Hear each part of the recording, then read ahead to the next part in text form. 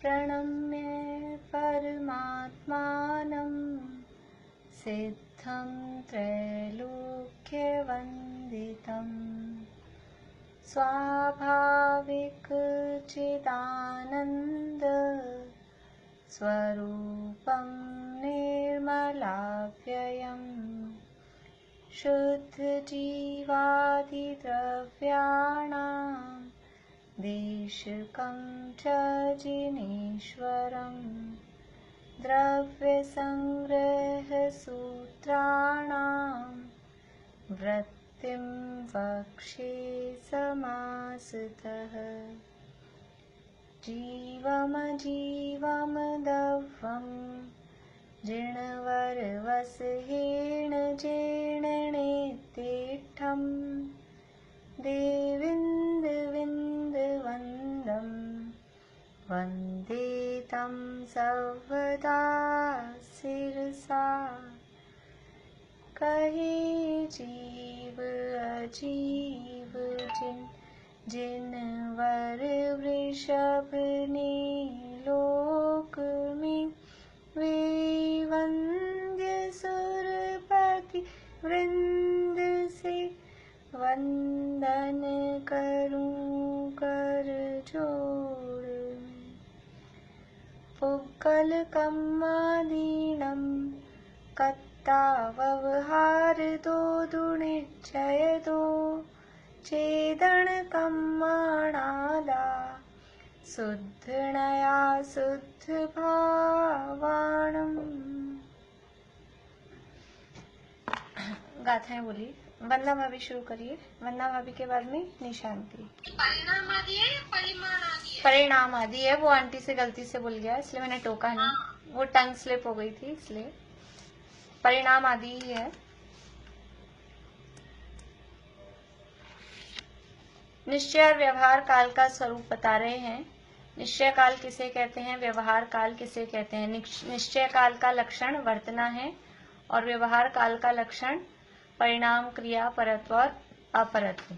और व्यवहार काल है वो समय, घड़ी, समय, निमेष, घड़ी, घंटा, दिवस इत्यादि रूप में व्यवहार काल देखा जाता है। और निश्चय काल है वो वर्तना लक्षण वाला है और वो सब द्रव्यों के परिणमन में निमित्त मात्र है। वो अणुरूप, कालाणुरूप निश्चय द्रव्य है, अमूर्तिक द्रव्य है।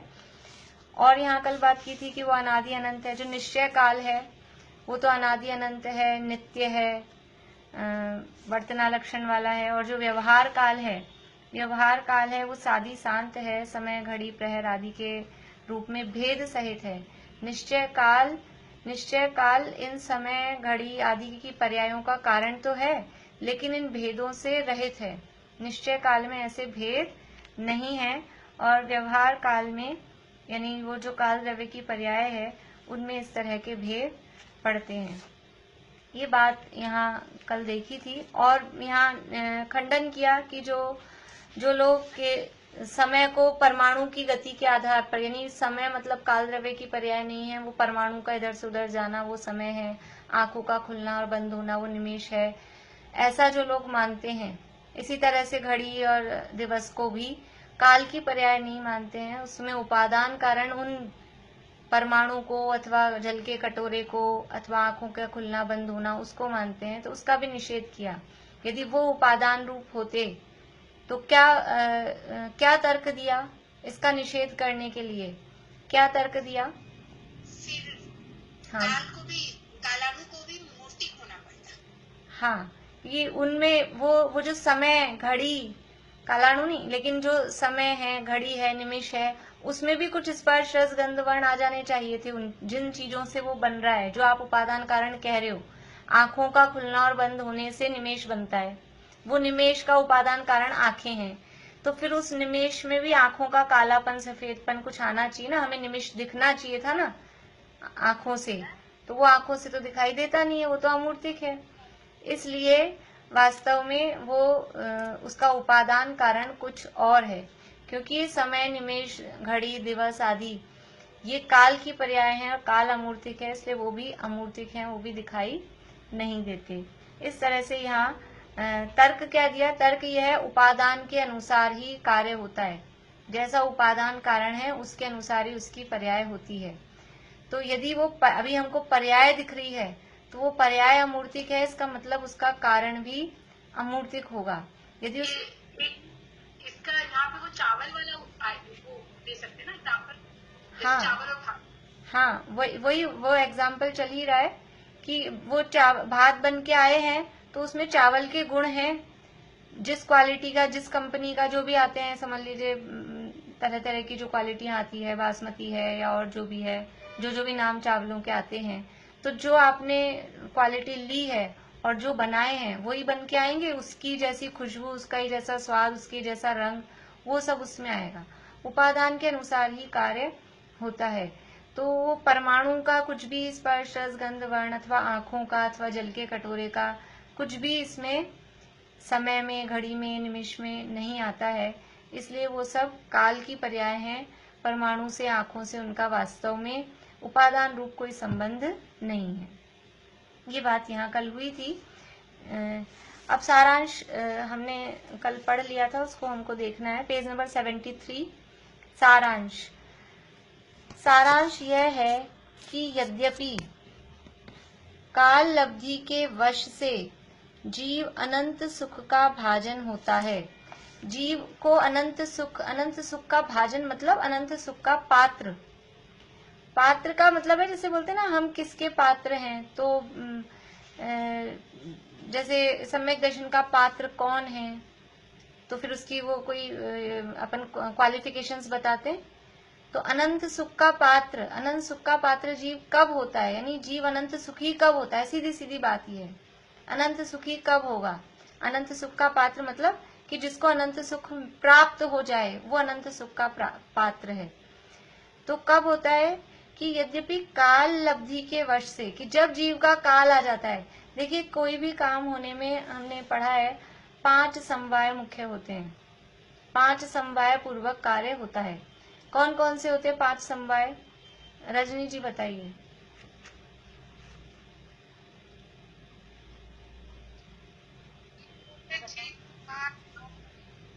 द्रव्य क्षेत्र काल भाव नहीं, द्रव्य क्षेत्र काल भाव नहीं। रेखा जी आप बताइए। मैं बताऊं 2-3? रुकिए एक मिनट, रेखा जी। हाँ, पुरुषार्थ, काल नहीं याद है। चलिए, हाँ भारती आंटी बाब। पुरुषार्थ और काल लब्धि, होनहार, पुरुषार्थ, काल लब्धि और निमित्त और 5 स्वभाव। स्वभाव देखिए, स्वभाव, पुरुषार्थ, होनहार, काल लब्धि और निमित्त, ये 5 समवाय हैं। स्वभाव, पुरुषार्थ, होनहार, काल लब्धि और निमित्त, ये 5 समवाय हैं। तो काल लब्धि एक समवाय है। काल लब्धि मतलब जब जिस काम का होने का जब टाइम आता है वो काम तब होता है, ऐसा हम बोलते हैं कि जब समय आने पर ही काम होगा। तो वो काल लब्धि भी एक फैक्टर है, टाइम भी एक फैक्टर है। तो यहाँ कह रहे हैं कि यद्यपि काल लब्धि के वश से जीव अनंत सुख का भाजन होता है। जीव अनंत सुखी कब होता है? कि जब उसका अनंत सुखी होने का टाइम आता है तब होता है। ये ऐसा जो वाक्य कह रहे हैं, ये कब कह रहे हैं, ये किसको मुख्य करके कह रहे हैं? देखिए कोई भी वाक्य होंगे तो 5 समवाय में से कोई एक समवाय को मुख्य करके कहा जाएगा। पांचों के पांचों को एक साथ मुख्य नहीं कर सकते। तो जब काल लब्धि को मुख्य करेंगे तो क्या कहेंगे कि जब टाइम आएगा तब मुक्त होगा। हाँ बोलिए भारती आंटी। मैं कह रही थी काल लब्धि और होनहार जब है तो फिर पुरुषार्थ कैसे काम आएगा? वो अभी अलग मैटर है, अभी अपन उसको नहीं छेड़ रहे हैं। वो सारे ही फैक्टर होते हैं, पुरुषार्थ भी उसी अनुरूप होता है। जैसा कार्य होना होता है वो होनहार है, तब वो उसका वो जिस समय हो रहा है वो टाइम भी होता है, और उसी के अनुसार वो जो भी काम हो रहा है वो पुरुषार्थ भी उसके अनुसार होता ही होता है। सारी चीजें मिलती हैं जब भी कोई काम होता है।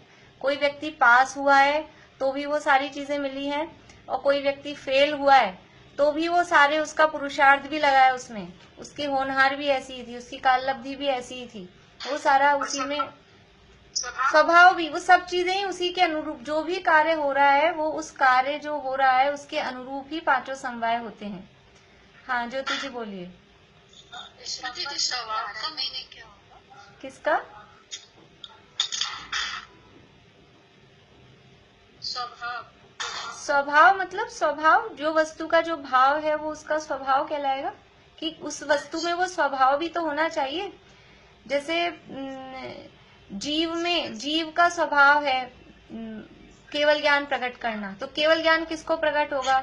इनको जड़ अचेतनों को थोड़ा ना प्रकट होगा, वो उसमें स्वभाव भी, जिसका जो स्वभाव है वो काम होने का उसमें योग्यता कहें, वो उसका स्वभाव है। तो वो स्वभाव भी है, होनहार भी है, काललब्धि भी है। अभी मेरे को ये बताना है, मैं उस तरफ नहीं जाना चाहती हूँ, वरना वो पुरुषार्थ का और क्रमबद्ध पर्याय का वो सारा प्रकरण चल जाएगा, तो वो ही चल जाएगा, वो अलग प्रकरण है। लेकिन यहाँ क्या कह रहे हैं, यद्यपि काललब्धि के वश से जीव अनंत सुख का भाजन होता है। यानी ये 5, ये हम ध्यान रखें, नियम अभी समझ लें कि जब भी कोई भी काम होता है, जरा सा एक सुई इधर से उधर उठ के गई, उसमें भी 5 समवाय काम करते हैं। जो भी कोई काम हो रहा है उसका स्वभाव, उसका पुरुषार्थ, उसका होनहार, उसकी काललब्धि और उसका निमित्त, उसके लिए जो भी है। एक्चुअल में क्या है कि हमको पुरुषार्थ का अर्थ नहीं पता, सारी गड़बड़ पुरुषार्थ के संबंध में होती है, और हम पुरुषार्थ समझते हैं कुछ भी उठापटक करने को, लेकिन पुरुषार्थ का अर्थ ये नहीं होता है। पुरुषार्थ का अर्थ, सही अर्थ ख्याल में आ जाए तो हमको समझ में आए। पुरुषार्थ, हर द्रव्य में अपना अपनी वीर्य गुण की जो पर्याय हो रही है, वीर्य गुण की जो अवस्था हो रही है, वो हर द्रव्य में उसका अपना अपना पुरुषार्थ होता है। ऐसा नहीं पुरुषार्थ अकेले जीव में ही होता है, उद्गलों में भी, जड़ अचेतनों में, सब में अपना अपना वीर्य नाम का गुण है, वो उनका पुरुषार्थ है। तो वो जो काम उस रूप हो रहा है, उस रूप जो उनका वीर्य गुण का परिणमन हो रहा है, वो उसका पुरुषार्थ होता है। अभी इतना ही, वरना वो ज्यादा मैं इस चीज को भी नहीं लेना चाहती हूँ। तो यहाँ हम किसको मुख्य कर रहे हैं? जब काल लब्धि को मुख्य करते हैं, तो काल लब्धि को मुख्य करते हैं तो कहते हैं काल जब आएगा, जब उसका टाइम, जैसे समझ लीजिए किसी के अपने लड़की है शादी लायक, और बहुत अपन खोजबीन कर रहे हैं, लड़का देख रहे हैं, और खूब खोजबीन कर ली अपन ने, और बैठ नहीं रही है, कोई कहीं तय नहीं हो रही है, पक्की नहीं हो रही है, फिर क्या बोलते हैं, अब इसका काल आएगा जब ही होएगा। तो अभी अब अपन, वो जो मोक्षा प्रकाशक में है ना, या तो स्वयं को कर्ता मानता है, या पर को कर्ता मानता है, या मूढ़ हुआ भवितव्य को कर्ता मानता है। तो पहले तो हम समझते हैं हम पुरुषार्थ करें, हम ये लड़का देखेंगे, वो लड़का देखेंगे, हम ऐसे करेंगे, तो पहले अपन समझते हैं ये पुरुषार्थ है, लेकिन ये पुरुषार्थ नहीं है उसका। अभी ये जो हम कर रहे हैं, ये अभी नहीं, पक्की नहीं होने में ही वो काम दे रहा है। वो जो हमारे सारे एफर्ट्स लग रहे हैं, वो पक्की नहीं होने में ही लग रहे हैं। फिर जब हम अपना समझ के, मतलब कर्तृत्व को अपन साइड में रखते हैं कि अब अपने से तो हो नहीं रहा, फिर किस पे आते हैं कि अब इसकी जैसी होनहार होगी है तो होनहार पे आते हैं, या जब इसका जैसा काल आना होगा तब होगा। तो वास्तव में तो काम हमेशा, जिसका जब काल आना होता है तभी हमारा उस अनुरूप पुरुषार्थ होता है, तभी उसका वो स्वभाव होता है, तभी उसकी वो होनहार होती है, और तभी कोई ना कोई निमित्त भी मिल जाते हैं। मारीची का जीव था, मारीची के जीव को आदिनाथ भगवान ने समझाया, समर्षण में बैठा था, तो वहां उन्होंने उपदेश दिया। अब उस समय उसका 5 समवाय में से कौन सा समवाय काम नहीं कर रहा था? मोक्ष जाने के प्रयास रूप, मोक्ष जाने के प्रयास रूप उसका 5 ही समवाय उल्टे थे। 5 ही समवाय अभी उसके समझ लीजिए संसार में परिभ्रमण के अनुरूप थे। उसका स्वभाव भी अभी संसार परिभ्रमण के अनुकूल था, उसका पुरुषार्थ भी उसी तरफ गया कि वो समर्षण से उठ के विरोध करके बाहर गया। उसने तो खुद ने तो ये सोचा कि मैं पुरुषार्थ कर रहा हूँ, आप मुझे 24वां कह रहे हो, मैं तो अभी पहला बन के दिखाऊंगा, इसी भाव में मोक्ष। वो कोई और कुछ भी विरोध करके नहीं निकला था, उसको विरोध इस बात का हुआ कि खुद तो पहले बन गए, अब मुझे 24वां बना रहे हो।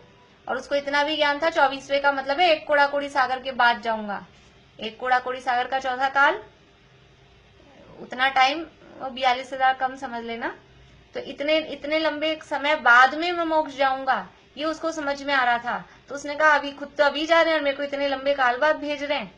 और एक कोड़ा कौड़ी सागर का मतलब है कि त्रस पर्याय में केवल साधिक 2000 सागर के लिए निकलते हैं, और ये एक कोड़ा कोड़ी सागर है। इसका मतलब है उसको ये भी समझ में आ गया कि मैं फिर नरक निगोद भी जाऊंगा। तो ये सारी बातें उसके ख्याल में आ गई, इसलिए वो उठा कि मैं तो अभी जाऊंगा, ये इतना लेट नहीं जाना है मुझे। ऐसा करके वो बाहर आ गया। तो क्योंकि उसका संसार अभी लंबा था, तो उसका स्वभाव भी उसी रूप परिणमित हुआ, उसका पुरुषार्थ भी उसी का तरफ गया। ये जो भी हम जिसको कह रहे हैं, वो जो भी काम कर रहा है, उसने जो भी प्रयत्न किया, वो उसका पुरुषार्थ संसार बढ़ाने के लिए हुआ। उसकी होनहार भी ऐसी ही थी, और उसकी काल लब्धि भी अभी मोक्ष जाने की नहीं थी, उसकी काल लब्धि भी संसार परिभ्रमण करने की ही थी। तो उसको निमित्त भी क्या बने, वो भगवान की वाणी उसको ऐसा निमित्त बन गई। वरना वो तो अच्छा भला संरक्षण में बैठा था। अगर ये बात नहीं कहते आदिनाथ भगवान कि ये 24वां तीर्थंकर होगा, तो वो तो अच्छा भला बैठा था, तो मुनि बन के वहां पे मोक्ष जाने की प्रयास में था। लेकिन वो निमित्त भी सब उसी रूप में उनको काम देते हैं, जैसा काम होना होता है। कभी होनहार को मुख्य करते हैं, कभी काल लब्धि को, कभी पुरुषार्थ को, कभी निमित्त को मुख्य करते हैं। अलग अलग ये मुख्यता से ही कथन होता है। जब भी किसी काम को कहा जाएगा तो इन 5 समवाय में से किसी न किसी एक समवाय को ही मुख्य करके कहा जाएगा। किसी की समझ लीजिए डेथ हो गई, एक डेथ हुई एक्सीडेंट से, 25 साल के लड़के की एक्सीडेंट से डेथ हो गई, और एक 95 ईयर्स के दादाजी थे बुजुर्ग, उनकी डेथ हो गई। तो अब क्या कहा जाएगा, 95 ईयर्स के थे, अब उनका हो ही गया था समय, वहां काल लब्धि को मुख्य करेंगे। और वो 25 साल का बच्चा मर गया, मान लीजिए एक्सीडेंट भी नहीं हुआ, वैसे ही अचानक से डेथ हो गई, यूं ही कुछ भी, तो उसको कहेंगे कि समझ लीजिए एक्सीडेंट से हुआ, तो वहां निमित्त को मुख्य करेंगे। अगर एक्सीडेंट से हुआ है तो निमित्त को मुख्य करेंगे, और ऐसे ही हो गई तो कहेंगे अब इसकी इतनी आयु थी, इसका काल ही आ गया था। तो एक ही चीज को मुख्य हमेशा एक होता है, लेकिन बाकी 4 हैं नहीं, ऐसा नहीं है, बाकी के 4 भी हैं ही। तो यहाँ किसको मुख्य कर रहे हैं कि काल लब्धि को, क्योंकि प्रकरण किसका चल रहा है, प्रकरण चल रहा है काल का, काल द्रव्य का वर्णन चल रहा है ना। तो कह रहे हैं यद्यपि काल लब्धि के वश से जीव अनंत सुख का भाजन होता है, जब उसका टाइम आता है तब जीव अनंत सुखी होता है, जब उसका सुखी होने का टाइम आता है, मोक्ष जाने का टाइम आता है, तभी वो अनंत सुखी होता है। तो भी लड़के का जो एक्सीडेंट हुआ या एक्सीडेंट में जैसी मौत हुई, तो उसको होनहार नहीं बोलेंगे, इसमें थोड़ा कंफ्यूजन है। हाँ, होनहार भी बोलेंगे ना। देखिए हम बोलेंगे, अगर हम होनहार बोल रहे हैं तो हम होनहार को मुख्य कर रहे हैं, हम काल लब्धि। एक चीज को प्रमुख करना होता है, तो फिर वो हम लोग कैसे डिसाइड करेंगे? कुछ डिसाइड करने की जरूरत नहीं है, आप होनहार को मुख्य कर दीजिए, मैं काल लब्धि को मुख्य कर दूंगी, सबका अपना अपना है। और आप कभी होनहार को करिए, थोड़ी देर बाद आप काल लब्धि को करिए, थोड़ी देर बाद आप पुरुषार्थ को करिए, ऐसा भी बोलते हैं। वो क्या करने गया था, उधर मरने के लिए गया था। कभी कभी ऐसा होता है, अपन अच्छे वाले अपने सेव बैठे होते हैं, और फिर ऐसे बोलता है उसकी मौत ही आई थी जो उठ के वहां चला गया, कुछ काम ही नहीं था, कुछ काम नहीं था, लेकिन फिर भी वहां चला गया। ऐसा होता है ना, बहुत सारे इस तरह के प्रसंग हैं। बस में बैठे हैं अपन बीच वाली सीट पर, और अचानक से है ना कहते हैं नहीं हमको वॉमिटिंग जैसा लग रहा है, और विंडो सीट पे आ गए, और उसी समय बस का एक्सीडेंट हुआ, विंडो साइड वालों की डेथ हो गई। तो वो क्या कहेंगे, क्या करने को उठ के उधर गया था, मरने के लिए गया था, तो वो पुरुषार्थ को मुख्य कर देंगे। ये तो सब एक ही व्यक्ति अलग अलग टाइम पे अलग अलग चीजों को मुख्य कर दे, या एक ही टाइम पे अलग अलग व्यक्ति अलग अलग चीजों को मुख्य कर दे, इसमें कोई डिसाइड करने की जरूरत नहीं है। जब जिसको जो मुख्य दिखता है वो उसको मुख्य कर देता है। तो यहाँ कह रहे हैं कि काल लब्धि के वश से जीव अनंत सुख का भाजन होता है, तो भी विशुद्ध ज्ञान दर्शन स्वभावी निज परमात्म तत्व के सम्यक श्रद्धान ज्ञान आचरण रूप तथा समस्त बहिर्द्रव्य की इच्छा की निवृत्ति जिसका लक्षण है, ऐसे तपश्चरण रूप जो निश्चय चतुर्विध आराधना है, वही उसमें उपादान कारण जानना। ये काल लब्धि के वश से जीव अनंत सुख प्राप्त करता है, तो यहाँ काल लब्धि को ले रहे हैं निमित्त के रूप में। यद्यपि काल लब्धि एक अलग फैक्टर है, निमित्त अलग फैक्टर होता है, लेकिन उसको भी निमित्त के रूप में लेते हैं। अभी 5 समवाय में एक ही उपादान रूप होता है, या 4 उपादान रूप होते हैं, एक निमित्त रूप होता है, ऐसा भी उसका डिवीजन करते हैं। तो अभी यहाँ काल लब्धि है वो काल द्रव्य वाला, तो वो काल द्रव्य है वो निमित्त रूप में है। उपादान क्या है? अनंत सुखी होने का। अनंत सुखी मतलब मोक्ष जाने का। मोक्ष जाने का उपादान कारण क्या है? यहाँ लास्ट वाले शब्द जो हैं, चतुर्विध आराधना, 4 प्रकार की आराधना, वो तो मोक्ष जाने का उपादान कारण है, और काल लब्धि वो उसमें निमित्त कारण है। ऐसा समझिए अभी इस पूरी बात का मतलब, मोक्ष जाने का, अनंत सुखी होने का उपादान कारण क्या है? ये 4 प्रकार की चतुर्विध आराधना। और निमित्त कारण क्या है? कि वो काल लब्धि, टाइम जब आएगा, काल लब्धि टाइम। अब ये चतुर्विध आराधना कैसी है वो बता रहे हैं। विशुद्ध ज्ञान दर्शन स्वभावी निज परमात्म तत्व के सम्यक श्रद्धान ज्ञान आचरण रूप। देखिए 4 प्रकार की आराधना होती है, दर्शन, ज्ञान, चारित्र और तप। 4 प्रकार की आराधनाएं, 4 आराधनाएं कही जाती है। एक तो रत्नत्रय होते हैं, सम्यक दर्शन, सम्यक ज्ञान, सम्यक चारित्र। फिर अगर 4 हम कहें तो 4 प्रकार की आराधनाएं कहते हैं, सम्यक दर्शन, सम्यक ज्ञान, सम्यक चारित्र और सम्यक तप। फिर इसमें एक और प्लस करते हैं तो पंचाचार हो जाते हैं, दर्शन, ज्ञान, चारित्र, तप। पंचाचार में क्या आएगा? दर्शनाचार, ज्ञानाचार, चारित्राचार, बीजाचार, बीजाचार और तपाचार, तो वो 5 हो जाते हैं। तो यहाँ 4 प्रकार की आराधना। आराधना का मतलब है जिनको हम जैसे भावना होती है, एक भावना होती है, एक आराधना होती है। तो दर्शन, ज्ञान, चारित्र की हम भावना भी भाते हैं, यानी निरंतर हमारे वो चिंतन में भी चलता है, और हम उसकी आराधना करते हैं। आराधना करते हैं मतलब हम वो पूज्य रूप में है, हम उसको प्राप्त करने का प्रयास करते हैं, उसका नाम आराधना समझना। तो ये दर्शन, ज्ञान, चारित्र और तप, ये 4 प्रकार की आराधना है। उसी को यहाँ बता रहे हैं। सम्यक दर्शन, सम्यक ज्ञान, सम्यक चारित्र, वो कैसे हैं? विशुद्ध ज्ञान दर्शन स्वभावी निज परमात्म तत्व के, अपना जो ज्ञान दर्शन स्वभावी, विशुद्ध ज्ञान दर्शन स्वभावी जो अपना परमात्मा है, यानी अपना शुद्धात्मा है, ऐसा जो अपना आत्म स्वरूप है, उसके सम्यक श्रद्धान यानी सम्यक दर्शन, सम्यक ज्ञान, सम्यक शब्द सबके साथ लगाना है, सम्यक श्रद्धान, फिर सम्यक ज्ञान यानी सम्यक ज्ञान, और सम्यक आचरण। सम्यक आचरण का मतलब है सम्यक चारित्र। सम्यक श्रद्धान, ज्ञान, आचरण रूप, ये तीनों हो गए। और तथा अब ये जो है चौथी आराधना, तप आराधना, उसकी विशेषता बता रहे हैं। समस्त बहिर्द्रव्य की इच्छा की निवृत्ति जिसका लक्षण है, ऐसे तपश्चरण रूप, यानी जो तपश्चरण रूप चौथी आराधना है, तप आराधना उसको कहते हैं। वो कैसा है? समस्त बहिर्द्रव्य की इच्छा की निवृत्ति उसका लक्षण है। यानी तप में क्या होगा? तप किसे कहते हैं? इच्छा निरोधस तपः। तप की परिभाषा क्या है? इच्छा निरोधस तपः, इच्छाओं का निरोध करना वो तप है। उसी को यहाँ कहा है समस्त बहिर्द्रव्य की इच्छा की निवृत्ति। समस्त बहिर्द्रव्य की, अंतर्द्रव्य की इच्छा की निवृत्ति नहीं, अंतर्द्रव्य तो स्वयं है ही, बहिर् इसके अलावा, अपने आत्म स्वरूप के अलावा जो भी है वो सब बहिर्द्रव्य हैं। तो समस्त परद्रव्यों की इच्छा की निवृत्ति रूप वो तप होता है।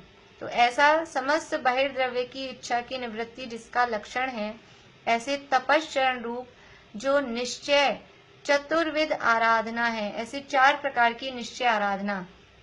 अपने ज्ञान दर्शन स्वभावी जो शुद्धात्मा है, ज्ञान दर्शन स्वभावी जो निज परमात्म तत्व है, उसका श्रद्धान, अपने ज्ञान दर्शन स्वभावी शुद्धात्मा का ही ज्ञान, अपने ज्ञान दर्शन स्वभावी शुद्धात्मा में ही लीनता, उसमें ही आचरण, और समस्त परद्रव्य से, बहिर्द्रव्य की इच्छा से निवृत्ति, यानी किसी भी प्रकार से परद्रव्यों की कोई इच्छा नहीं है। निवृत्ति मतलब है वो इच्छा उत्पन्न ही नहीं हो, इच्छा निरोधस तपः।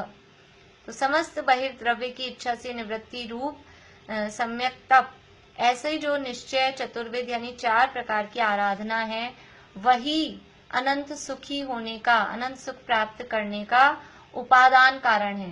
यानी जीव को मुक्ति की प्राप्ति कैसे होती है? तो अगर हम ऐसा भी कह सकते हैं रत्नत्रय से मुक्ति की प्राप्ति होती है, पर यहाँ तप को भी समझ लीजिए बताना है, इसलिए 4 आराधनाओं को कहा। तो वास्तव में मुक्ति का असली कारण क्या है?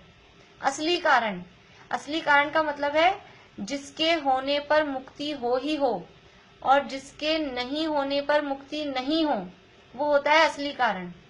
तो एक रत्नत्रय कहो, चार आराधना कहो, वही एकमात्र ऐसा कारण है कि जिसके होने पर मुक्ति होती ही होती है और जिसके नहीं होने पर मुक्ति नहीं होती है।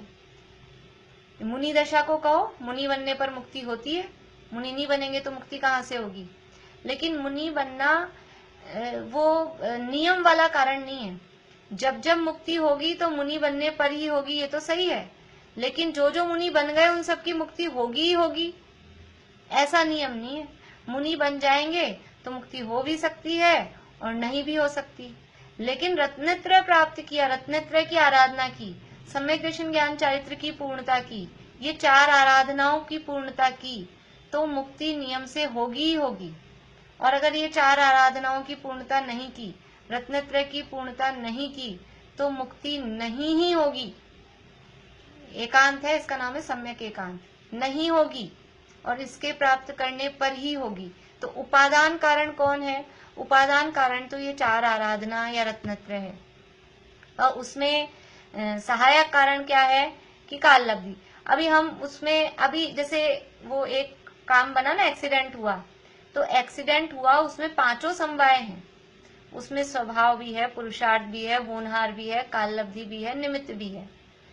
लेकिन हम उसमें निमित्त को मुख्यता करते हैं। इसने इधर से टक्कर मार दी, उसने उधर से टक्कर मार दी, ये रॉन्ग साइड आ रहा था, वो गलत चला रहा था, वहां निमित्त को मुख्य करते हैं। यहाँ अभी मोक्ष जाने में भी ऐसा ही होता है। मोक्ष जाने में कभी स्वभाव को मुख्य करते हैं, कभी पुरुषार्थ को मुख्य करते हैं, कभी निमित्त को मुख्य कर देते हैं और कभी काल लब्धि को मुख्य कर देते हैं। तो यहाँ काल लब्धि को मुख्य करके जब कहेंगे तो कहा कि यद्यपि काल लब्धि के वश से जीव अनंत सुख का भाजन होता है। देखिए, काल लब्धि की तरफ से सम्यक दर्शन का कथन करते हैं। जीव को सम्यक दर्शन कब प्राप्त होता है? जीव को प्रथमोपशम सम्यक कब प्राप्त होता है? कारण लब्धि की तीसरे वाले उसमें अदाकरण अपूर्वकरण अनिर्वृत्तिकरण के बाद। ठीक है, अभी हम काल लब्धि की तरफ से पूछ रहे हैं, तो काल लब्धि की तरफ से कहेंगे कब, टाइम बताना है, कब प्राप्त होता है। उसकी काल लब्धि पक जाएगी। हाँ, तो वो टाइम देखिए मैं बताती हूँ। तो जब हाँ, यदि किसी जीव का अर्ध पुद्गल परावर्तन से ज्यादा काल शेष है तो उसको प्रथमोपशम सम्यक नहीं होगा। प्रथमोपशम मतलब कोई पहली बार ही नहीं होगा। तो अभी तक अनादि मिथ्या दृष्टि चल रहा था तो उसको सम्यक दर्शन प्राप्त नहीं होगा। तो उसकी अभी काल लब्धि, वहां काल लब्धि की मुख्यता है। प्रथमोपशम सम्यक की जो पात्रताएं देखते हैं हम, तो हमने देखा वो गर्भज होना चाहिए, चारों गतियों का हो, सैनी पंचेंद्रिय हो, जागृत हो, ऐसे सारी हमने देखी। उसमें एक कंडीशन ये भी आती है, वो शायद हमने नहीं लिखी होगी, कि उसका अर्ध पुद्गल परावर्तन से, अर्ध पुद्गल परावर्तन काल शेष रहना चाहिए, उससे ज्यादा नहीं। अगर अर्ध पुद्गल परावर्तन से ज्यादा काल शेष है तो जीव को सम्यक दर्शन प्राप्त नहीं हो सकता। तो अभी ये जो हम बात बता रहे हैं ये काल लब्धि की मुख्यता से कथन है। किंचित न्यून बोलना होगा ना। किंचित न्यून तो तब होगा जब सम्यक दर्शन प्राप्त हो गया, उसके बाद में अब रह गया किंचित न्यून। और अभी मिथ्या दृष्टि है तो कहेंगे वो थोड़ा सा माइनर फर्क है, दोनों में माइनर फर्क है। तो अब जीव अनंत सुख का भाजन कब होगा, जीव मोक्ष कब जाएगा? तो काल लब्धि के वश से जाएगा, जब उसका मोक्ष जाने का टाइम, संसार का किनारा निकट आ गया है और संसार से पार होना है, तब ऐसी बात कहेंगे। लेकिन ऐसी बात कह रहे हैं वो काल की मुख्यता से। वास्तव में उपादान कारण काल नहीं है। फिर काल के भरोसे बैठे रहो हमारा टाइम आएगा जब जाएंगे, तो वो टाइम भी कब आता है? जब वो जीव काम अंदर से उसकी उपादान में योग्यता जागृत होती है, तो वो उसी समय उसका टाइम भी आ गया, ऐसा कहते हैं।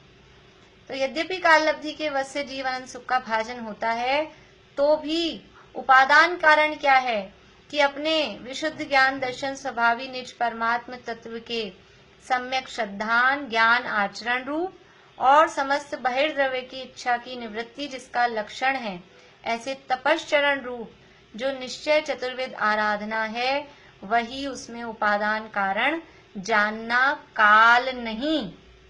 आगे के शब्द हमने नहीं पढ़े थे। उपादान कारण कौन है? उपादान कारण अपना जो दर्शन ज्ञान चारित तप रूप जो अपना स्वभाव है, वो उसमें उपादान कारण जानना। काल उसमें उपादान कारण नहीं है। काल तो आ जाता है जब आप काम होगा, उस समय जो टाइम होगा उसी को कह देते हैं। मोक्षा प्रकाशक में लिखते हैं टोडरमल जी साहब, होनहार और काल लब्धि कोई वस्तु ही नहीं है। वस्तु नहीं है का मतलब वो कोई मैटर ही नहीं है। जब आप तो काम करो, जब काम करोगे वही टाइम है, और क्या है। और जब आप काम करोगे, जो काम हो गया वही होनहार है। उसके लिए होनहार और काल लब्धि अलग से लाने की जरूरत नहीं है। तो वहां पुरुषार्थ की मुख्यता कही है, स्वभाव की मुख्यता कही है। तो पुरुषार्थ से ही मोक्ष प्राप्ति, ऐसा हेडिंग वहां दिया है। तो यहाँ भी वही बात कह रहे हैं, काल उसमें उपादान कारण नहीं है। जीव जब स्वयं अपनी योग्यता से अपने स्वभाव को जागृत करता है, अपने को पहचानता है और ये पर्याय में अवस्था प्रकट करता है, उस समय वो काल लब्धि कही जाती है। लेकिन उपादान कारण काल नहीं है। अतः वह हेय है। कौन हेय है? काल, ब्रैकेट में दिया है। काल हेय है। काल हेय है का मतलब क्या? सारी तो रामायण आपने काल द्रव्य की समझाई, काल द्रव्य है और वो द्रव्य रूप है, ये तो सारा समझा दिया, सिद्ध किया, और अब कह रहे हो वो हे है। हे है का मतलब है किसी भी काम में, अपने काम के लिए, अपने काम के लिए काल द्रव्य उपादान कारण नहीं है। हे है का मतलब जब भी हमारे में कुछ काम होगा अपने में, क्योंकि ये भावार्थ बता रहे हैं ना, भावार्थ बता रहे हैं, तो अब अपना प्रयोजन की बात कर रहे हैं। अपने जो भी काम है, अपने काम के लिए, अपना काम क्या है? काम क्या है अपना? सुखी होना और दुख दूर करना। सुखी होना मतलब मुक्ति प्राप्त करना। तो ये जो अपना काम है, इस अपने काम के लिए, मुक्ति प्राप्ति रूप अपने काम के लिए काल द्रव्य वो उपादान कारण नहीं है। इसलिए वो काल द्रव्य हे है। काल के भरोसे बैठे रहो और काल को ही सब कुछ मानो कि जब हमारा टाइम आएगा, आज हमने काल की बात पढ़ ली, काल लब्धि भी एक फैक्टर है, तो अपन तो बैठ जाओ, जब अपना टाइम आएगा जब अपन कर लेंगे। ऐसा जैसे अपन पाठ करते हैं ना, तो कोई बोले मेरा नंबर आएगा, नाम बोलेंगे तब मैं बोलूंगी, तो कोई बैठा रहे, ऐसा नहीं होता है। फिर भी वो जिसका नाम रह जाता है ना, वो बोलता है फिर कि मेरा रह गया, मेरा रह गया। तो वो उसकी काल लब्धि तभी है जिसको, जब अगर लेट बोलना है, मैंने नाम बोल भी दिया, आपने नहीं सुना या आपका माइक नहीं चला, तो आपकी काल लब्धि अभी नहीं आई थी। काल लब्धि नहीं आई थी, आपकी उस समय बोलने की योग्यता भी नहीं थी, तो आपके सारे काम, वो माइक नहीं चालू होएगा या आप सुनाई नहीं देगा, जो भी कुछ होगा उसी समय आपका नेट चला जाएगा, आप लेफ्ट हो जाओगे, जो भी कुछ होगा वो सब होगा। तो उसमें काल लब्धि भी एक फैक्टर है। लेकिन जब हमको उस समय काल लब्धि हाईलाइट दिखती है कि इनका नंबर बाद में आ गया, इनका पहले आना चाहिए था लेकिन इनका बाद में आ गया। ऐसा ये कथन करने की पद्धतियां होती है, कथन किए गए हैं। जिनवाणी में भी इस तरह से किसी न किसी एक को मुख्य करके कथन किए जाते हैं। उपादान कारण मतलब रॉ मटेरियल नहीं, उपादान कारण मतलब रॉ मटेरियल नहीं। उपादान का मतलब है मूल वस्तु, जो जिसमें काम हुआ है, जो उस काम रूप परिणमित हुआ है। जैसे जो काम जैसे अपने पास एक काम हुआ, चावल, वो भात बन के आए, तो भात आप उसको रॉ मटेरियल समझ रहे हो, कच्चे चावल को, लेकिन वो मूल वस्तु चावल है। चावल बन के आए, उसमें पानी भी लगा, अग्नि भी लगी, बर्तन भी काम आया, और समझ लो टाइम भी कि हमको इतने बजे भोजन करना है तो हम इतने बजे बनाना चालू किए, वो सारी चीजें उसमें है। लेकिन मूल वस्तु जो है, जो चावल रूप बनी, वो कौन बना? कि वो चावल जो थे, कच्चे चावल थे, वो बने। घड़े में समझो आप, हमारे पास एक कार्य आया, कार्य हुआ, घड़ा बन गया, ये एक कार्य हुआ, तो उपादान कौन है इस घड़े बनने रूप कार्य में? उपादान कौन है? कुमार है, उसका चाक है, उसका डंडा है, अग्नि है, कौन है? तो वो घड़े रूप ना कुम्हार बना, ना उसका डंडा बना, ना अग्नि बनी, ना उसकी जो चाक था वो बना, तो घड़े रूप कौन बना? घड़े रूप तो मिट्टी बनी। तो उपादान कारण है मिट्टी। जो उस कार्य रूप परिणमित होता है वो होता है उपादान, और जो कार्य रूप परिणमित नहीं होता लेकिन होता है बस साथ में, वो सब होते हैं निमित्त। जो पदार्थ स्वयं कार्य रूप परिणमित हो उसे उपादान कारण कहते हैं। जो स्वयं कार्य रूप परिणमित हो रहा है वो है उपादान, और जो पदार्थ स्वयं कार्य रूप परिणमित नहीं हो लेकिन कार्य की उत्पत्ति में सहायक हो, सामने उपस्थित हो, उसे निमित्त कहते हैं। इसे ही असली कारण भी सही। हाँ, असली कारण उपादान कारण ही है। असली कारण उपादान कारण है। उपादान के भी भेद होते हैं, निमित्त के भी भेद होते हैं, लेकिन फिर भी अपन कहेंगे तो असली कारण उपादान कारण ही है। किसी भी कार्य की उत्पत्ति में असली कारण उपादान कारण ही होता है, लेकिन फिर भी कथन निमित्त की मुख्यता से ज्यादा मिलते हैं। शास्त्रों में, जिनवाणी में, या अपने जीवन में, अपनी लाइफ में भी अपन जो कथन करेंगे वो निमित्त की मुख्यता से ज्यादा कथन करते हैं, उपादान की मुख्यता से कथन कम करते हैं।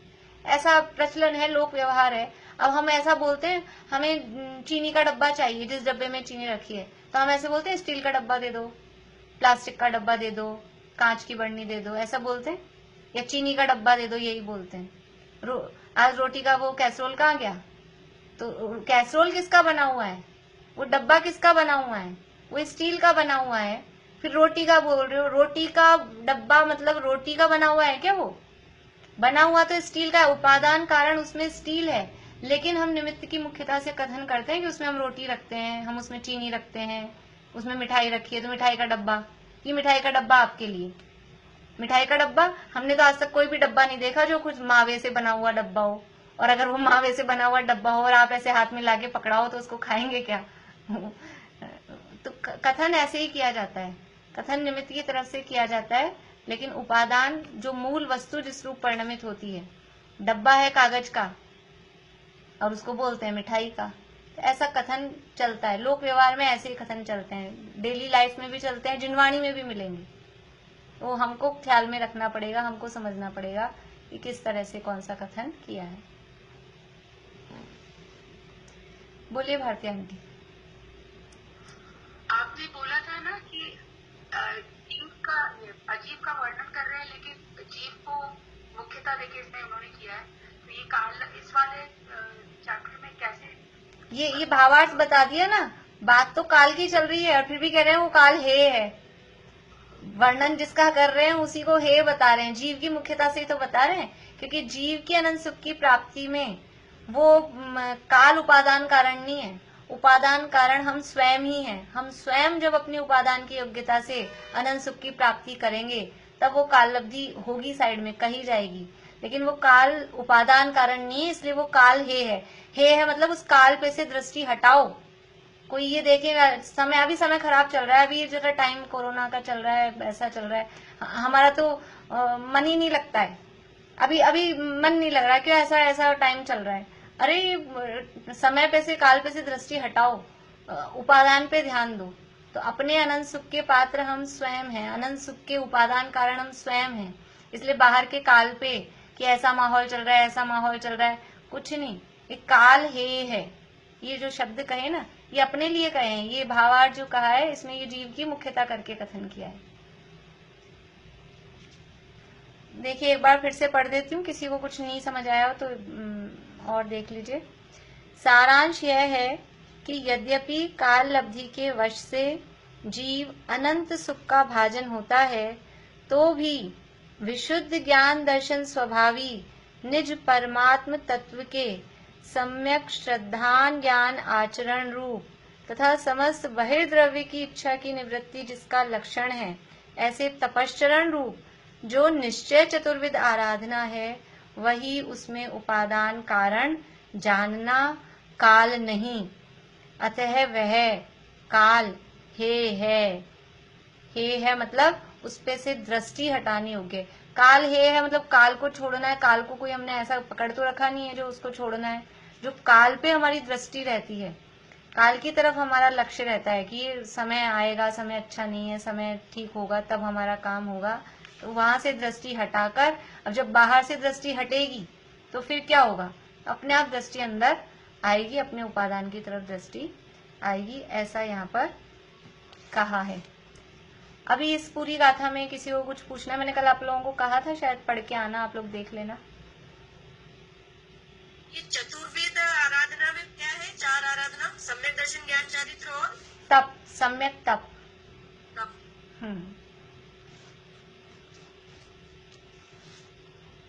ज्योति जी यहाँ आगमार्थ क्या लिया है? आगमार्थ अलग से नहीं लिया, वो पीछे बताया था। एक तो प्रवचन सार का रेफरेंस दिया था, ये समोपन्न पदंसी, समय उत्पन्न होता है नष्ट होता है, पेज नंबर 71 पे ये आगमार्थ। और ऐसे ही एक और दिया था इससे पहले वाले पेज पे, स्थिति ही काल संज्ञा का, संस्कृत प्राभृत का, वही आगमार्थ यहाँ पर लेना है।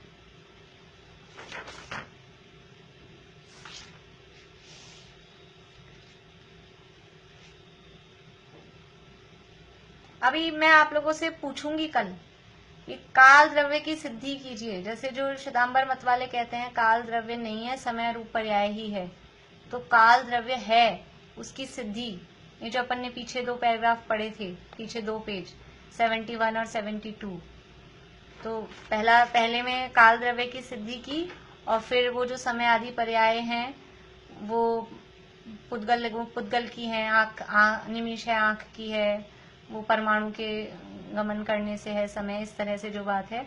आप लोगों को बोलना आना चाहिए, थोड़ा सा देखना आप लोग विषय को, तभी मुझे समझ में आएगा आप लोगों को समझ में आया कि नहीं आया ये। और क्योंकि मैं प्रश्न तो इसमें अब कैसे प्रश्न बनाऊंगी, बात ही नहीं आएगी प्रश्न बनाने में, इसलिए थोड़ा अभी तो अपन ने पढ़ा है ना, अभी तो ताजा, तो आपको बोल। हाँ ज्योति जी बोलिए। वो निमिष का बता रहे थे ना, तो निमिष तो समझ में आ गया कि जो पलक का झपकना वो निमिष है। हाँ। उसमें वो काला सफेद और वो किसमें आएगा, मतलब किसमें दिखना चाहिए जो आपको? काला सफेद पना निमिष में दिखना चाहिए। निमिष है पलक झपकी ना, ये एक निमिष हुआ। हाँ। तो पलक झपकी, ये तो पलक का परिणमन हुआ, उसको हम निमिष कह रहे हैं। तो वो निमिष कोई आंखों से दिखने वाली चीज नहीं है, निमिष आंखों से दिखने वाली चीज नहीं, क्योंकि वो काल की पर्याय है और काल अमूर्तिक द्रव्य है। तो निमिष में कोई काला सफेद पना, आंखें जैसे काली सफेद है वैसे निमिष में कुछ काला सफेद पना हो, ऐसा निमिष कुछ दिखता हो, ऐसा नहीं है। जैसे वो घड़ी नापने के लिए जल का कटोरा भरा तो वो तो दिख रहा है, लेकिन ऐसे घड़ी दिखती है क्या? ये वाली घड़ी नहीं जो अपने लगी हुई है, घड़ी मतलब वो 24 मिनट, वो दिखता है क्या? वो दिखता नहीं है, क्योंकि वो काल की पर्याय है और काल अमूर्तिक द्रव्य है। तो अमूर्तिक के लिए हम ये वाली चीज बोल सकते हैं। हाँ बोलिए भारती आंटी। हेलो, सुन रहे हैं? हाँ बोलिए। मैं कह रही थी आप रिटन टेस्ट नहीं ले सकती हैं, पॉसिबल नहीं है? तो मुझे बहुत मेहनत हो जाती है, आप लोग तो लिख के भेज दोगे। अभी मैंने तत्वार सूत्र की क्लास में कह दिया, तो कुछ लोगों ने मुझे होमवर्क भेज दिया, मुझे चेक करने में मुश्किल पड़ती है। वो मोबाइल में पढ़ो और फिर वो पढ़ो, इतना टाइम की बहुत शॉर्टेज है मेरे पास। अभी मोक्षा प्रकाशक का पेपर बनाना है, वो बिल्कुल नहीं बना है, और उसके अलावा भी और भी काम दूसरे भी रहते हैं, पढ़ना भी पड़ता है। हाँ तत्वार सूत्र का कर लिया, थोड़ा बहुत पढ़ना भी पड़ता है, थोड़ा विषय भी देखना पड़ता है, और भी दूसरे कार्यक्रम चलते रहते हैं, वो भी देखना पड़ता है, तो टाइम की जरा मुश्किल रहती है। इसलिए मैं ज्यादा आप लोगों को बोलती नहीं हूँ कि आप मुझे भेज दो काम करके। आप तो भेज देंगे, फिर मैं बिना चेक करे आपको हाँ नहीं कर सकती। मैं आपको अंगूठा दिखा दूं बढ़िया, लेकिन मैंने चेक ही नहीं किया, उसमें कोई गलती रह गई हो तो मुश्किल मेरी है। इसलिए वो भी नहीं कर सकती ना मैं कि हाँ भाई देख के ऐसा कर दिया बढ़िया है, वो भी नहीं कर सकती। चलिए अभी यहीं पूरा करते हैं, अगली गाथा कल ही शुरू करेंगे। एक बार मैं गाथा बुलवा देती हूँ, तो आप लोगों से नहीं बुलवा, मतलब एक जने से बुलवा लेती हूँ, तो गाथा बोलना आ जाएगा अपने को, फिर कल सबसे बुलवा लेंगे कंटिन्यू में।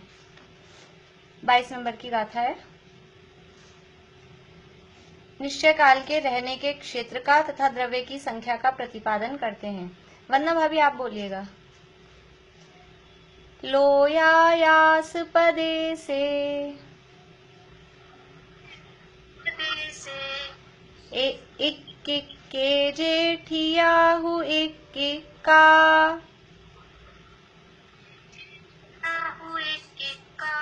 आपकी आवाज कट रही है। रैणाणम रासीव ते कालाणो असंख दवाणी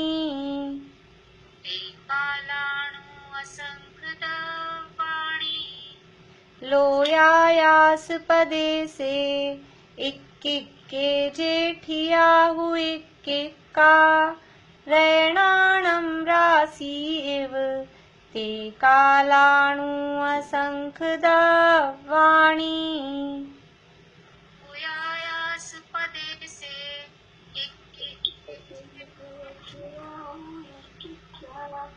प्रयाणानं रासीव कालाणु असंकृतवाणी।